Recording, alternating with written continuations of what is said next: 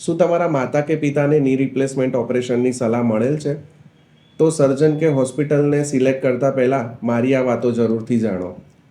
સૌપ્રથમ સર્જનનું એક્સપિરિયન્સ અને એક્સપર્ટાઇઝ કેટલી છે તે ઘણું ઇમ્પોર્ટન્ટ છે.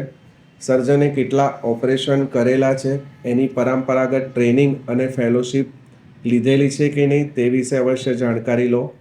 ઓપરેશન માટે જે હોસ્પિટલને આપણે સિલેક્ટ કરીએ છીએ તે હોસ્પિટલ એક જોઈન્ટ રિપ્લેસમેન્ટ સેન્ટર તરીકે કાર્યરત છે કે નહીં, તેમાં લેમિનર એરફ્લોવાળું ઓપરેશન થિયેટર છે કે નહીં, સર્જનની ટીમ કે જેમાં ફિઝિયોથેરાપિસ્ટ, હોસ્પિટલનો સ્ટાફ, ઓપરેશનનો કુશળ સ્ટાફ પણ એટલો જ મહત્ત્વ ભજવે છે.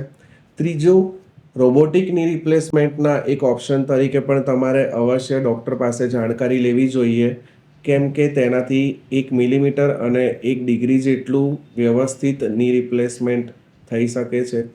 અને છેલ્લે, ડૉક્ટરનો સક્સેસ રેશિયો, કોમ્પ્લિકેશન કે ઇન્ફેક્શન માટે પણ યોગ્ય જાણકારી લો. પોસ્ટ ઓપરેટિવ કેર માટે ફિઝિયોથેરાપીની પણ સલાહ લેવી જોઈએ.